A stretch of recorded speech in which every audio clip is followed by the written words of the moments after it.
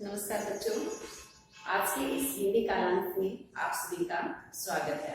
तो पहले भाग में हमने पढ़ा था शब्दों का वर्गीकरण। तो आज हम पढ़ेंगे शब्दों का वर्गीकरण, लेकिन किसके आधार पर? रूपांतरण के आधार पर, यानी बदलाव के आधार पर। तो रूपांतरण के आधार पर शब्दों के कितने भेद होते हैं बेटा? दो, विकारी शब्द और अविकारी शब्द। तो किसके आधार पर बदलेंगे ये देखते हैं। रूपांतरण यानी किसके आधार पर होगा इनका?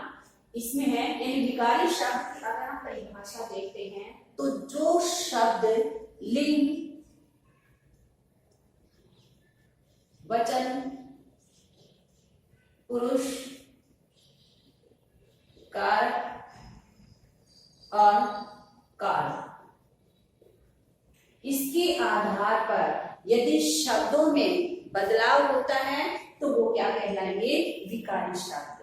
ठीक है, वे शब्द जो लिंग, वचन, कारक, काल, पुरुष के आधार पर अपना रूप बदलते हैं, अर्थात उनमें विकार उत्पन्न हो जाता है, तो वो कहलाते हैं बेटा विकारी शब्द।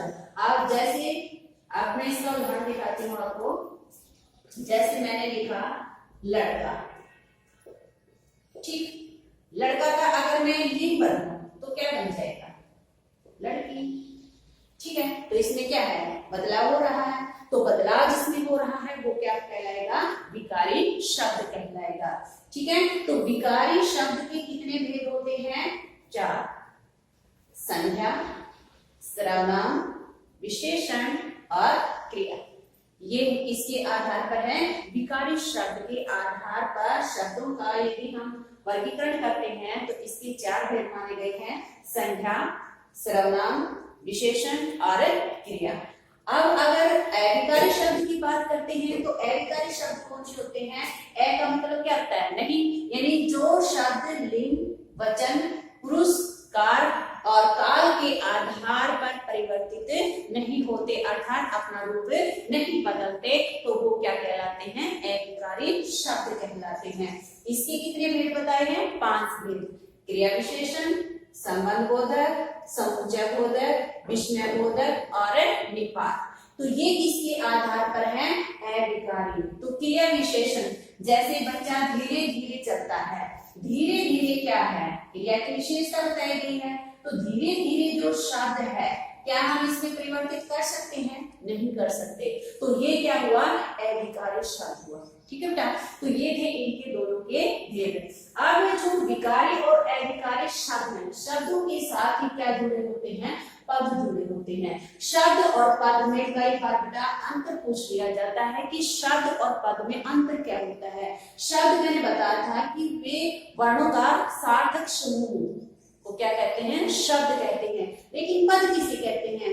जब शब्दों को वाक्य में प्रयोग कर दिया जाता है तो वो क्या बन जाते हैं? एक व्याकरण की इकाई से बंध जाते हैं, अर्थात वो स्वतंत्र नहीं रहते और क्या बन जाते हैं? पद बन जाते हैं। इनका उदाहरण देखना है। जैसे राम 8वीं कक्षा में पढ़ता है, कक्षा में पढ़ता है। अब वैसे देखा जाए तो ये सारे अगर अलग अलग लिखते, राम है, ठीक है, 8वीं है, कक्षा है, तो ये क्या होते हैं? शब्द होते हैं, क्योंकि ये क्या है? स्वतंत्र है। लेकिन जब इन्हीं शब्दों को हम वाक्य में प्रयोग कर देते हैं तो वो क्या बन जाएंगे? पद बन जाएंगे बेटा। जैसे राम 8वीं कक्षा में पढ़ता है, अब ये वाक्य नहीं है, ये क्या है? सारे पद हैं। तो शब्द और पद में कई बार प्रश्न पूछा जाता है कि शब्द और पद दोनों में अंतर क्या है? तो यही अंतर है बेटा, जो शब्द होते हैं वो स्वतंत्र होते हैं, अर्थात किसी इकाई से बंधे नहीं होते। लेकिन जो पद होते हैं वो क्या होते हैं? शब्दों को जब हम वाक्य में प्रयोग कर देते हैं तो उनका जो स्वतंत्र रूप है वो स्वतंत्र नहीं रहता, क्योंकि वो एक व्याकरणिक इकाई से बन जाते हैं, जुड़ जाते हैं, तो वो क्या बन जाते हैं? पद बन जाते हैं। ठीक है,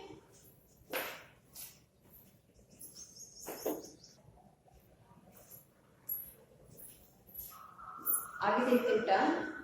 विकारी शब्द का पहला भेद क्या था? संज्ञा। तो संज्ञा का जो शाब्दिक अर्थ हम निकालते हैं वो क्या होता है, नाम। नाम चाहे वो किसी भी व्यक्ति का है, वस्तु का है, स्थान का है, जो भी है उसके नाम को भी क्या कहा जाता है, संज्ञा कहा जाता है। तो संज्ञा की परिभाषा क्या बनेगी, जो शब्द किसी व्यक्ति, वस्तु, स्थान, भाव आदि का बोध कराए उसे क्या कहेंगे, हम संज्ञा कहते हैं। ठीक है, तो संज्ञा के कितने भेद होते हैं, 3 भेद होते हैं मुख्य। तो व्यक्तिवाचक संज्ञा, जातिवाचक संज्ञा, भाववाचक संज्ञा। लेकिन इसके 2 अन्य भेद भी होते हैं, वो कौन से हैं, द्रव्यवाचक संज्ञा और समूहवाचक संज्ञा। तो अब देखिए हम व्यक्तिवाचक संज्ञा किसे कहते हैं। व्यक्तिवाचक संज्ञा किसे कहते हैं, वो शब्द यानी जो शब्द एक ही यानी विशेष व्यक्ति, वस्तु या स्थान का बोध कराए उसे क्या कहते हैं, व्यक्तिवाचक संज्ञा कहते हैं। जैसे किसी का भी नाम हो, गंगा नाम है, ठीक है, हिमालय, ठीक है, ये भी नाम है, दिल्ली ये भी नाम है, ठीक है, मोहन ये भी क्या है, नाम है। हम सबके जितने भी नाम हैं वो किसमें आएंगे, व्यक्तिवाचक संज्ञा के अंतर्गत आएंगे। दूसरा क्या है, जातिवाचक संज्ञा। अब जातिवाचक संज्ञा किसे कहते हैं, जो शब्द किसी संपूर्ण जाति का बोध कराए उसे कहते हैं जातिवाचक संज्ञा। जैसे लड़का, अब लड़का का है नाम है, ये यहाँ पर क्या है, तो लड़का संपूर्ण जाति का बोध करा रहा है, ठीक है। और क्या हो जाएगा, पेड़, ठीक, इस तरह के जितने भी शब्द होते हैं वो क्या हो जाएंगे, पशु, ये क्या है, जाति का बोध करा रहे हैं। तो जो शब्द संपूर्ण जाति का बोध कराते हैं, किसी शब्द का भी कोई मतलब किसी भी जाति का बोध कराएंगे तो वो क्या कहलाएंगे, जातिवाचक संज्ञा। और भाववाचक संज्ञा में जो शब्द किसी भी भाव का बोध कराते हैं, अवस्था का बोध कराते हैं, तो उनको क्या कहते हैं, भाववाचक संज्ञा। जैसे बचपन, बुढ़ापा, ये क्या है, अवस्थाएं हैं, ठीक है। वीरता, ये क्या है, गुण, ठीक। तो ये किसके अंतर्गत आएंगे, भाववाचक संज्ञा के अंतर्गत आएंगे। तो इसके जो 2 भेद रहते हैं बेटा, वो क्या है, द्रव्यवाचक संज्ञा और समूहवाचक संज्ञा। द्रव्यवाचक संज्ञा किसे कहते हैं, जितनी भी धातुएं हैं यानी वे शब्द जिनसे दूसरी अन्य वस्तुओं का निर्माण हो सकता है वो क्या कहलाता है, द्रव्यवाचक संज्ञा। जैसे पीतल है, तांबा है, जितने सोना है, ये सारी कैसी हैं, धातुएं हैं, ठीक है। पीतल, तांबा, सोना, ये सारी क्या है, धातुएं हैं। तो इनको क्या कहा जाता है, द्रव्यवाचक संज्ञा कहा जाता है। समूहवाचक, इसके नाम से पता चल रहा है क्या है, ये समूह का बोध कराएगा, यानी जो शब्द किसी समूह का या समुदाय का बोध कराता है उसे क्या कहते हैं, समूहवाचक संज्ञा कहते हैं। जैसे कक्षा है, कक्षा 1-2 बच्चों से तो नहीं बनती, पूरे क्या होते हैं, समूह होता है, तो उसे क्या कहते हैं, कक्षा क्या आएगी, समूहवाचक संज्ञा में। सेना है, ठीक, तो ये सारे किसमें आएंगे बेटा, समूहवाचक संज्ञा में। तो ये थे हमारे संज्ञा का, ये जो विकारी शब्द का पहला भेद है संज्ञा और उसके भेद तो ये है। अब कई बार प्रश्न क्या बन जाता है, अनेक तरह के प्रश्न बनते हैं, वो कैसे मैं बता रही हूँ।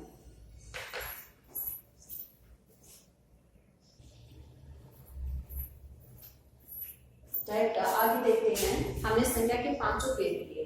तो कभी कभार क्या होता है, कभी कभार व्यक्तिवाचक संज्ञा जातिवाचक संज्ञा में प्रयोग हो जाती है, जातिवाचक संज्ञा को व्यक्तिवाचक में प्रयोग किया जाता है और जातिवाचक भाववाचक में। तो इनके कारण क्या होते हैं वो स्पष्ट रूप से देखिए, जो हर प्रश्न हर बार पूछा जाता है, जैसे कोई भी प्रश्न है तो देखिए, विशेष परिस्थितियों में किसी प्रसिद्ध व्यक्ति का नाम यदि उसके गुणों की पहचान बन जाता है, परिचायक बन जाए, तो व्यक्तिवाचक जो संज्ञा होती है वो जातिवाचक के रूप में प्रयोग कर दी जाती है। जैसे तुम बड़े हरिश्चंद्र हो, अगर हम हरिश्चंद्र क्या है, नाम है, तो ये क्या है, किसी एक व्यक्ति का नाम है। वैसे देखा जाए तो क्या है, ये व्यक्तिवाचक संज्ञा है। लेकिन तुम बड़े हरिश्चंद्र हो, हरिश्चंद्र मतलब उसके गुणों के कारण वो प्रसिद्ध है, तो यहाँ पर क्या हो जाएगा, ये जातिवाचक में प्रयोग होगा, ठीक है, जातिवाचक संज्ञा में मान्य होगा ये।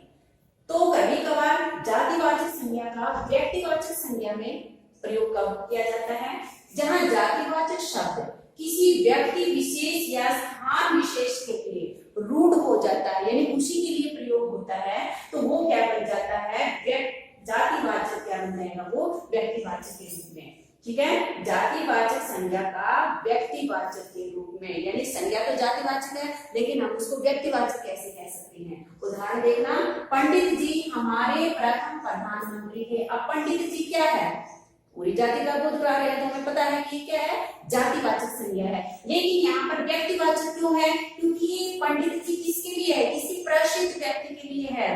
कौन है वो प्रसिद्ध व्यक्ति, हमारे प्रथम प्रधानमंत्री कौन थे, पंडित जवाहरलाल नेहरू। तो यहाँ पर जवाहरलाल नेहरू के लिए ये शब्द प्रयोग हुआ है, तो यहाँ पर जातिवाचक जो संज्ञा है वो क्या बन गई है, व्यक्तिवाचक संज्ञा है।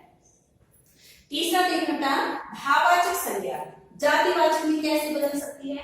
भाववाचक संज्ञा का प्रयोग यदि हम बहुवचन में कर देते हैं तो वो क्या बन जाएगी, जातिवाचक बन जाएगी। जैसे बुराइयों से सदा बचे रहो। अब बुराई क्या है, देखा जाए तो भाव है, ये भाववाचक संज्ञा है, लेकिन यहाँ पर बुराई का क्या बना दिया, बहुवचन, बुराइयों से। ठीक है, तो बुराइयों से सदा बचे रहो, तो यहाँ पर भाववाचक संज्ञा किसमें प्रयोग हुई है, जातिवाचक संज्ञा में प्रयोग हुई है। ठीक है, तो ये था आज का अपना विकार शब्द का पहला अध्याय। धन्यवाद।